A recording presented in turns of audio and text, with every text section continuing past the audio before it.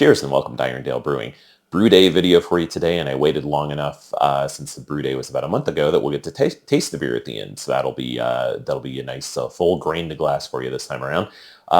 This was the first batch I did in my replacement BrewZilla, my first one conked out. So second one seems to be working fine so far. About to brew again probably in about a week or so.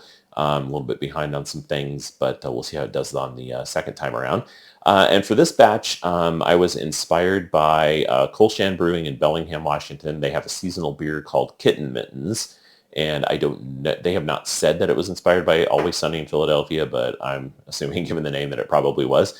And what it is, they call it a winter warmer, and it's just kind of a nice, really malty, chocolatey, dark brown beer. No, Christmas spices or anything like that. It's just kind of a nice malty, relatively high ABV at about 8% beer that's a great sipper in the winter. And I wanted to take a shot at making that. So they give you a little bit of information on their website about the grains and hops they use. That was at least a starting point for me to formulate a recipe. And we'll see how I did at the end. In terms of recipe, I went with about 70% Maris Otter. I kind of wanted that more biscuity flavor profile compared to just using two-row. And then I used about 10% dextrose to try and get that ABV pushing 8%, but still have it finish dry. Because at least when I was running through a bunch of different options, if I just kind of tried to throw all malt at this, it didn't ever seem like it was going to finish dry enough that would be, drinkable. So we'll see how that worked at the end. Then about 10% Munich malt, 5% pale chocolate, 2.5% each of caramel 60 and roasted barley. Kind of blurs the line between, brown ale, porter, stouts in that area. But the main thing for this that is prominent in the Kitten Mittens beer is it's very chocolatey and just nice and rich and malty. Of course, you got to have hops to balance that out. So for this, I used Apollo, Fuggle, and Willamette. Those are not the star of the show by any means, but just that's the mix of hops that are in here. And I fermented with Lallemand and Nottingham that really tore through this beer. It was kind of crazy to watch. It was approaching final gravity after about 3 days. And of course, then I let it go and it, finished out pretty dry. So let's get into some brewing footage and then we'll try it at the end. Probably also should have mentioned I am using a brew bag. I did my first batch with just the malt pipe. Didn't get great efficiency. I do no sparge, so I'm kind of coming from, oven or stovetop brew in a bag, and I'm trying to translate all that stuff to keep the brew day as simple as I can. I understand, pros and cons of sparging and all that. Only con being really it's time and all that. But anyway, so I found the malt pipe to be, so my first batch I got 61% efficiency, which is pretty low. And again, I don't worry about that too much as long as I know about what it's going to be. I can compensate with some grain since I'm not, a commercial brewery. I'm not going to be buying, the small percent or the small amount percentages at a homebrew scale is $1 or $2. So it doesn't matter. So my guess is with the bag that I can mill the grains finer. Because you don't want to go too fine if you're just using the malt pipe, because then all that grain's going to get through your false bottom and circulate through the pump and all that. So hopefully this means I can mill the grains finer and use the bag and get at least as good efficiency. I'm shooting for 65 on this one. Again, this is I'm still early days of the BrewZilla, so I'm still figuring it out. But hopefully that will get me there. And basically, the brew bag company sells bags specifically for the BrewZilla, and this is a 65 liter. And I got the one that fits in the malt pipe, and I also got one that fits in the kettle. I'm trying the malt pipe again because the advantage there is I can lift the malt pipe out with the handles and get the bag also. I did get a ratcheting, pulley that I have not screwed into my ceiling yet. May go that route. But anyway, this is what I'm trying this time. And I just, got that brew bag. I got a couple of clamps. You don't even really need them. It fits so tightly on there that I doubt it would fall, but, better safe. So anyway, that's the idea of using a bag. Some people don't, and that's fine too. I'm going to see kind of how this works and see if I get, as good or better efficiency with the finer setting on the mill, and I think cleanup will be easier. I didn't find the malt pipe particularly easy to deal with. Where's the bag? You know, you just pull it up, dump it out, and you're done. So hopefully that'll work. And I did also get there's a heat exchanger dish that goes on the bottom below the false bottom of the unit itself. Not the false bottom in the malt pipe, but the false bottom in the unit itself. I did get that. I've heard mixed reviews about it. You know, kind of worst case, it won't hurt anything. But since I was, you know, waiting for the replacement unit to come, and huge props to More Beer. I told them the thing broke on a weekend, and I had a new unit by the next Thursday. So they didn't no hassle, no nothing, just sent me a new one. I sent the old one back, and they even sent me a free beer kit for my troubles. So love More Beer, order stuff from them all the time, but that was excellent customer service, which is kind of hard to find these days. So anyway, I'm rambling. I will get going with some stirring. I tend to stir every 15 minutes or so, even with the recirculation, just to make sure everything is, you know, nothing's clumping up, and I will update as we go. Quick shot of the mash while I'm stirring. That is looking and smelling great. You know, it's not too thick. There is, you know, Brewfather, of course, calculates the amount of water you need for no sparge and all that. So it's pretty thick just because there's a lot of grains in there, but plenty, you know, plenty thin enough that nothing's clumping up. So going nicely so far and smelling awesome. While I am just waiting for the mash to finish up here, I thought I'd mention one other thing that I found handy. As I'm getting more into bigger batches and the BrewZilla and all this stuff, I'm trying to make this process as painless as possible, as efficient as possible. Not that I don't like brewing, it's just, you know, the more, maybe this just comes from my work approach to my day job, the more impediments you can remove from something, the smoother you can make it go, the more, the better results you're going to get and the more enjoyable it's going to be. So all that to say that I used to mill my grains like the morning of, because it was like not a big deal with the volume of grains that I did for 2.5 gallon batches. But now that I have more grains just kind of sitting around, you got to find them, you got to weigh them, all that stuff. I always do that now the day before. Maybe this is, you know, maybe everybody else is like, oh, well, of course you do. But I just found that then the morning of, you're just ready to brew. But when you mill them the day before, I am concerned, maybe overly so, about the grains just sitting around, you know, gathering moisture. If you have a bucket with a lid, that's fine. But a lot of these 5 gallon bucket lids, they're kind of designed to go on there once, and they may not seal that well. So again, probably overkill, but I got one of these Gamma lids, which is the same kind of lids they use on, well, I got one right down there, the Vittles vaults. That's where I keep my, you know, grains that are not being used yet. So, but you can get this type that has a lip that goes around a standard 5 gallon bucket, and then the lid screws in and it has a gasket around it, so it seals airtight, just like the Vittles vaults. So that way, when I mill the grains, I can just mill them into this. The grain mill doesn't fit exactly because of that lip, but it's good enough as long as you hold on to it. Mill it into that, tighten it up, airtight. That way nothing's going to happen to those grains once they're milled. And also, you know, say I planned on brewing today and something came up that I can't, but I already milled my grains. I don't need to panic and worry about, you know, the potential issue of stuff getting into my grains or stuff starting to grow. And again, I'm probably overthinking it, but I thought that was a handy little thing to be able to slap on these 5 gallon buckets. Into the mash, so lifted the malt pipe out of there with the bag in it, and bringing it up to a boil. I'm just letting it drain for quite a while. I'll probably get a little bit of a squeeze at the end there, but you know, I think if I let it drain for the 15 minutes or so it'll take to bring it up to a boil, it should be fine.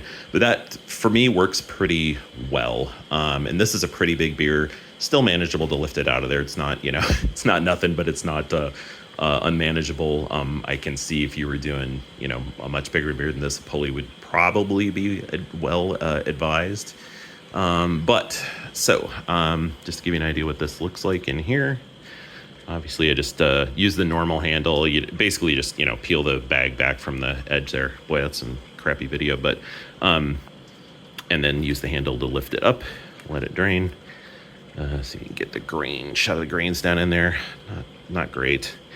But anyway, it's looking and smelling great. And then I guess the only other thing I would advise is, kick this into field of view here. this tub, it's like a dish tub that's wide enough that the malt pipe will fit in it. So when I'm done letting it drain, squeezing a little bit, I can just put it in there and kind of set it aside so I'm not making a mess. They may, maybe they make a bucket that's big enough for that malt pipe to go into. I find this works well because it's wide, it's shallow. It's not like you're going to have gallons of liquid coming off of that after you set it down. So just my advice would be, and this is what I did before I did my first batch on a BrewZilla, just think through all the stuff you're going to have to do while you're while you're going through your brew day, and don't be caught with, okay, what do I do with this malt pipe full of stuff now? So I got all that stuff ahead of time, and I found that to be, again, just reducing that stress level, having a process down where everything just kind of clicks and you're not running into too many unforeseen or surprise things you got to deal with. So anyway, I'll get it boiling here in a second. One other wrinkle to this beer that I just remembered that I thought I'd just mention is, and why I have that recirculation arm off to the side like that is, I'll probably move it a little bit, but I'm adding dextrose and I don't want to just throw it in there and have any possibility of getting scorched. So while it's boiling, I'm going to just drain off some of the wort into a pot, make sure the dextrose is nice and mixed in, and then add it in about the last 10 minutes. I think will work pretty well. So just thought I'd throw that out there. So stuff I normally don't think I've ever done a beer with any dextrose in it. So I had to kind of do a little bit of reading, see how people add that, and that tended to be what people said, throw it in the last 10 minutes, but I'm really concerned about just that stuff sinking to the bottom and scorching. So I'm going to mix it up first, and hopefully that won't be a bad thing to do. All right, we are at a boil, so I'm going to do the Apollo hop additions. It's 0.5 ounces of Apollo. Boil took maybe 20 minutes to come from 150 mash temp to a boil, so not bad. This thing has some decent amount of power. So here go the Apollo hops. I'm using hop bags because I have a hop spider, but I don't know. It's one more thing to clean. I'm used to using the bags. Again, this is always an evolving process, but there's a first hop addition for 60 minutes. Thought I'd also mention, since I started when I built out this brewing space, I was doing smaller batches, so you probably see me brew over in that area. It's kind of a disaster at the moment, but obviously something this big is not going to work over there. So luckily, I do have these two windows. They are double hung, so they can open at the top. And then I don't have it running at the moment for noise reasons, but basically what I do is run that fan, point it kind of over the top of this. That seems to keep most of the condensation out of here. I also have, again, forgive the mess, window over there that's open, door open. Not a super cold day here, so I don't lose a lot of heat. Wow, bench just blew back on me. The other thing I'll say is they do have the jacket for this thing. I don't have it on there today. I always forget to put that on until it's already hot. So one of these days I will figure out that too, which should help it retain heat when I do have things open up like this. But this seems to work pretty well in the absence of an actual range hood to keep the steam blowing out the windows. I don't know how well this will come out, but I thought I'd get some video of the steam blowing right out that window instead of up to the ceiling, which kind of surprised me that worked real well. So another just real simple solution to a simple problem, hopefully. As for cleaning the bag, kind of while the boil's going on, there's not a lot to do. I dump the grains out of the bag, and then I just fill a 5-gallon bucket with water, and I use oxygen brewery wash for this for the bag. You could probably use PBW. Haven't looked into how that interacts with the nylon. PBW tends to be okay for everything but aluminum, so I'm sure that's fine too. Just what I've used in the past, and then I can just let that soak for a while I'm doing the rest of the stuff. That's another thing. I know everybody says this, probably everybody does this, but clean as you go, and then at the end of the brew day, when you're kind of wiped out, you're not faced with a mountain of stuff to do. So the old saying from our fast food jobs as kids, if you can lean, if there's time to lean, there's time to clean, right? Also figured I'd do a quick shot of the malt pipe after it's done. You can see there, some stuff, even though the bag was in there, it's going to happen. Residue, not a big deal, but pretty clean without me even touching it. And then as far as the amount of liquid that was left, not much. So, and I didn't even squeeze hardly at all. So I think just letting it drain while it's coming up to boil seems to be about the best you're going to get out of it. I mean, when I've done smaller batches, I kind of wring the hell out of the bag, but for this, it seems to be okay. And like I said, I just want to know what my efficiency is going to be. I don't know that I need to, my goal is not to improve my efficiency necessarily, as long as it's consistent and I know how to adjust accordingly. So about 20 minutes left in the boil, so they went ahead and drained off probably a little more than I needed. The BrewZilla pump is good up to, I don't know, 120 Celsius, I think, or something like that. So not a big deal to run boiling wort through it. So I just drained some off using the recirculation arm. This is 1 pound, 10 ounces of dextrose is what I came up with. So this way, again, it's nice and mixed in with some wort that I can just dump back in with about 10 minutes left. So next thing happening, I think, is 15-minute hop addition of Fuggles and Willamette, and then I'll stick the wort chiller in there, just sitting right there. Then we'll move on to the next thing. Well, dump this stuff in at 10, roll flock, all the rest of it. I better get a fermenter. Sanitizing because our groundwater is very cold at the moment. All right, 15-minute hop addition, Fuggles and Willamette. And it's like 0.8 ounce of Fuggles and 0.75 of Willamette. The alpha acids I got on stuff was a little bit off, so just remember to check those before you assume that they are the same as what Brewfather made up for you. Okay, wort chiller's in. I'm just using my normal jaded that I had before. It's not specific to this one. It fits down in there nicely, so I don't see a need to get another one. We'll see how that goes. Probably just because the 65 liter is so wide, but just wanted to point out, again, anything you can make your life easier. Quick disconnects for all this stuff. Long enough hoses that I don't have to wheel the BrewZilla over there. And then in the sink, since this can get a little bit crazy, probably not with the longer hoses, I need a better solution here. I put a bowl full of water on top of the hose so it's not flailing around. What I want to get, if anybody has any ideas on this, is I have a floor drain right there. I would love to get some sort of an attachment that would keep just direct the water kind of straight down into the floor drain, but that'll be a future enhancement. One other thing I forgot to mention is when I dropped the wort chiller in there, the boil didn't stop, which I'm really used to doing, so this thing must be going pretty well. I do have it set to 215. As long as you have it above boiling, it'll stay to boil and the heat just stays on. Make sure you turn to PID heating, which I do use during the mash. Some people don't. Make sure to turn that off for your boil. We are at the end of the boil, and volume came out about right, maybe a little bit high, nothing to worry about. So I'm not going to do this while I'm going to try to film because I've never used this exact setup with the wort chiller before, so I don't want that to go sideways while I'm trying to film. Much fun as that would be for you to watch. And then I did put the whirlpool arm in there, kind of when I put the wort chiller in there, and I run that while the chiller is going. It tends to chill things down faster. All right, chiller is running, no leaks anywhere, which is good.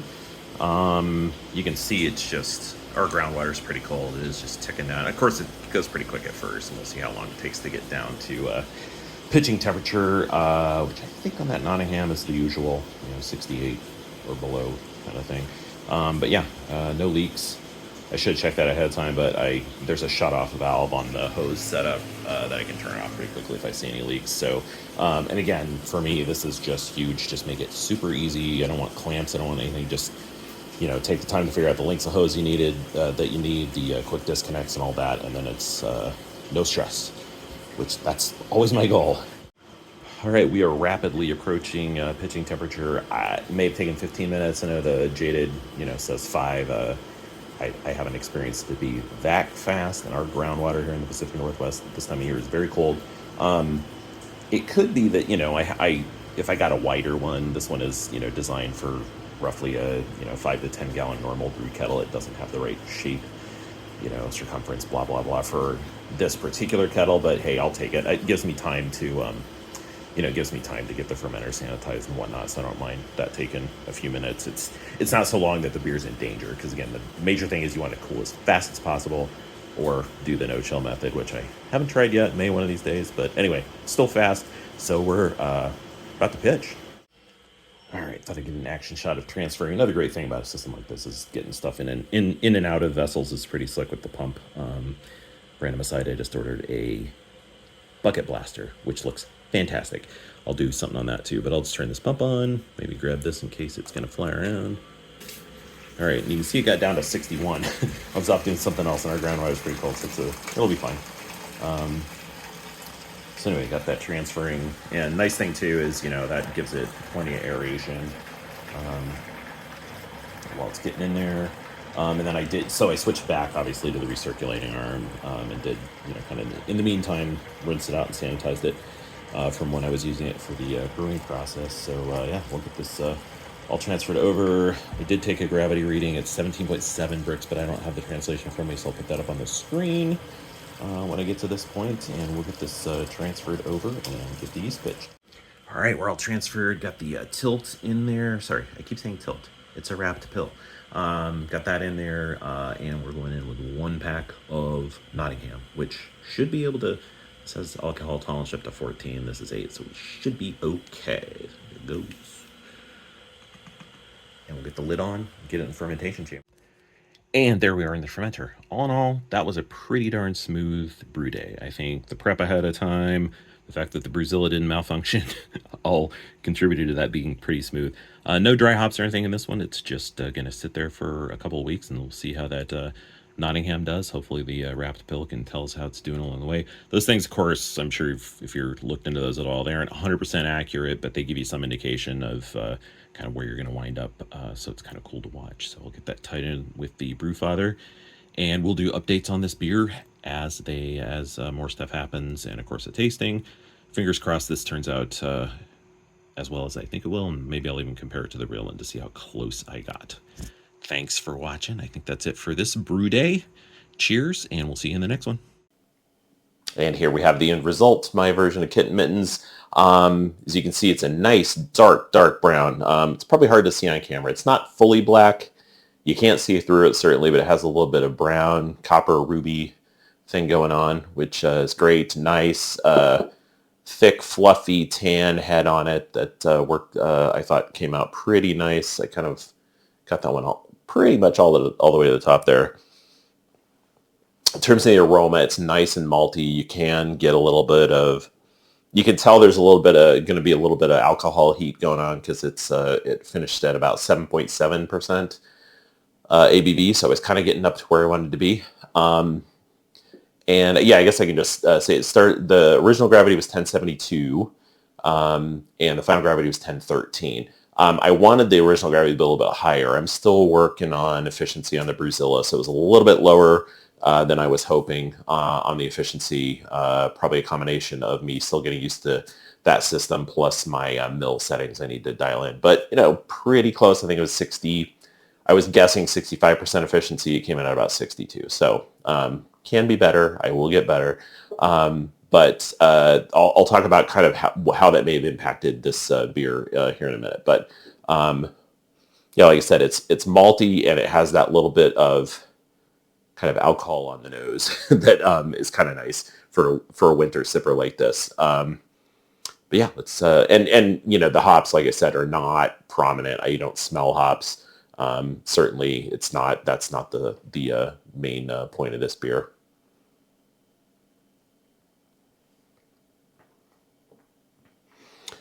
Yeah, that's pretty darn good. Of course, as always, my brain immediately goes to what I want to change. But let's first talk about kind of the positives of it. It is nice and thick and malty and rich and has a little bit of alcohol, presence to it that, lower ABV beers don't. So that's good for a winter warmer. And again, I don't really, for winter beers and Christmas beers, I don't tend to like the spicy ones, not spicy like chili spicy, but like mulling spices or those sorts of things. I think the one exception is Great Lakes Christmas beer. I do like that one. It's got ginger and cinnamon and honey in it, and I do like that one. But generally speaking, not really my thing. But this one is just a nice, full-bodied, malty winter beer, dark, for winter. So mouthfeel is nice and full. I do like that aspect of it. And the flavor is, I think I got the prominence of the chocolate in there pretty well. And I use pale chocolate, to kind of hopefully get that without getting a lot of astringency. So that works pretty well.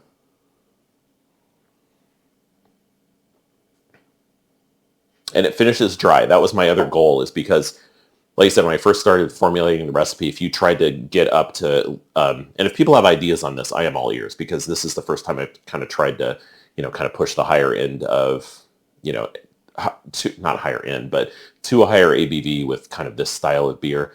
And if I tried to do it with all malts, it was going to finish like 10-19, something like that. And that's, probably not going to drink very nicely. It's going to be too sweet in the finish. So yeah, I think I got that part down pretty well.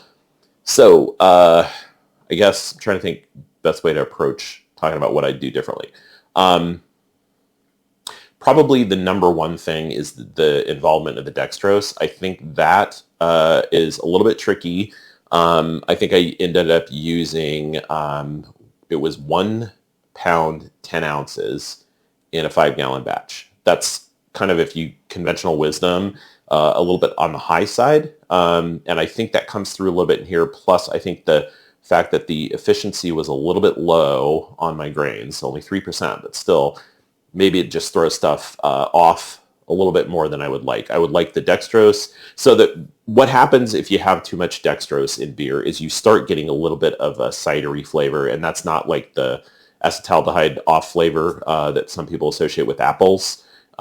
But it's kind of that same sort of, I guess the best way to describe it is that same sort of feel, and there's a little bit of more sweet than tart to it. If hopefully that makes some sort of sense. I don't get a lot of that, but I think it's just enough that I would like that to be just faded in the background. And next time I do this, I will probably even sacrifice that higher ABV. Because if this was a 7.5% beer, or even, a little bit over 7, but that little bit of, dextrose presence wasn't in there, I think I would like it a lot better, and that would let the chocolate come out even more. The roasted barley worked well. It does not come through as astringent at all, so that kind of where I was a little bit worried about that, because it was about 2.5%. It's always a little bit worried that might come out a little bit more prominently than I want, but that it seemed to work pretty well, and I think it balances out some of the other aspects of the beer. So I would like more head retention. That's interesting. Maybe another thing to take note of for next time. But overall, pretty happy with it. I would like to know how to get the ABV high, pushing that 8%. Without having to use as much dextrose. So I'm going to play around with that. And again, if people have ideas, I'm very open to what your suggestions might be, since this is my first attempt at doing a beer like this. But, for, a nice winter sipper, and trying to emulate one of my favorite winter seasonal beers, I think for a first try, I came pretty decently close. Obviously, I think I tend to over-critique the beers that I make, probably. And so there are definitely things I would do differently, but, this is, I think, for a first round, certainly a pretty decent success.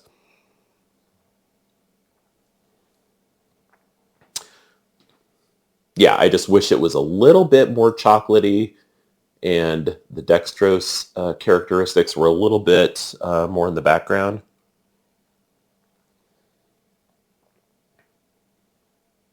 But yeah, I think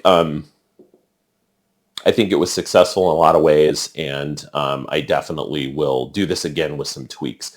I think part of the other problem I've been running into recently is I've been doing a lot of kind of like first runs at recipes that you're never going to get right the first time. Of course, if you start with a solid recipe that's been, tried and true, that can tend to wear out for you. But when I'm trying to, emulate a beer that I like, partially because I like it, and partially because it's a good way to learn kind of how this stuff plays together.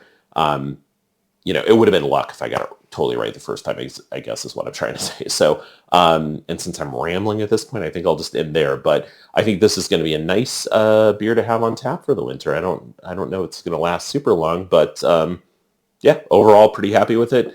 I might, like I said, do something, see if I can do something about the head retention as well next time. Could be last, could be who knows what. But yeah, anyway, that's it for this one. Cheers. I think the next video I have coming out will probably be another brew day or I took some footage of myself canning with the cannular can filler and cannular seamer. It did not come out well because the mic wasn't working right, and I probably would just do it again, but we'll see. But that's kind of what I have on deck at this point, and I guess we'll thanks for watching. We'll see you in the next one. I'm going to go finish this because it came out pretty good. Cheers.